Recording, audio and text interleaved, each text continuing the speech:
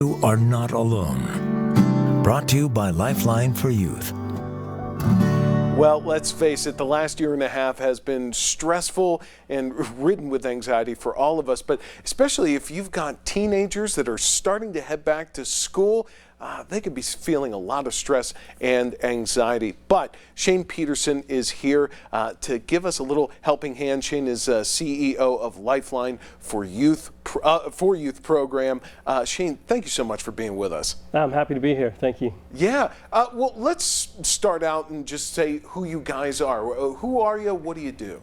Yeah, Lifeline's been around for 31 years, actually, and we work with teenagers that are struggling with really anything that's getting in the way of them being successful. So that might be drug use, that might be depression, suicide attempts, or thinking about suicide, high anxiety, trauma, whatever it is that they're struggling with. We have experts to help them with that, and we have lots of different levels of care. We have an after-school program, we have a day program, and we have a full 24-hour care program for those that are really struggling that can live at our facility for a while. So you're offering a lot of services for folks and really offering a helping hand to the community. And as we're talking about going back to school for kids, really, what should parents be on the lookout for first and foremost? Well, I think most parents know their kids a little bit. So if you think about stressful situations they've been in the past, whether it's a competition that they have or a test coming up, and how did they react to that? Some kids get headaches or an upset stomach, or they can't eat, they're really emotional, they have trouble sleeping. Those kind of things really are things to watch for when school starts. Those first couple of weeks of school get really stressful, and so if they're having trouble sleeping or eating, or they're really emotional, they're overwhelmed with the stress and anxiety, and you need to be aware of that. One thing I think it's important to know for parents that communication is key, right? Yeah, I think that's the biggest thing all the time with teens. The best advice I can give parents is to communicate well and to try to keep those lines of communication open. Create situations where it's easy for them and non-threatening for them to communicate with you and to talk with you. I think getting out of the house sometimes, change of location can be good. Take a walk, take a drive, take them out for breakfast, whatever works for them. To keep those lines of communication open and let them know that you're available and you're able to listen and to help and be supportive when they need it. How can kids manage, help manage their stress?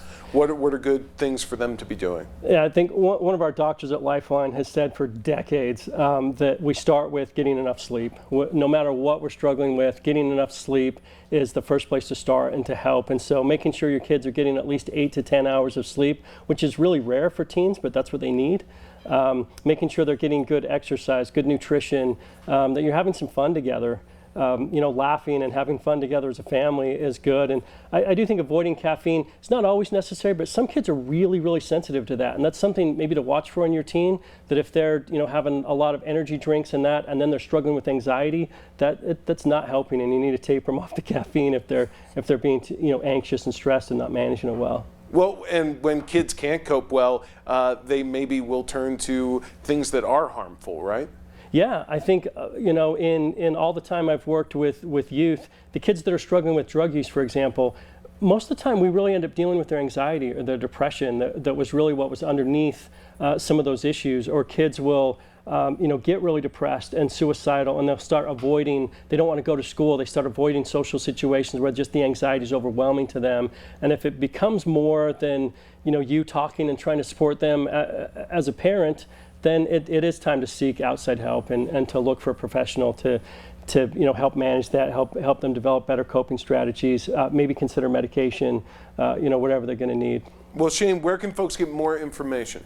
Well, they can go to our website, lifelineutah.com, or give us a call, and we have people that can help and listen. And if we're not the best option and we don't have the right services for you, then we'll help you find what is. There's a lot of great resources in Salt Lake and Utah to help families, and we'll help you find what's going to work for you.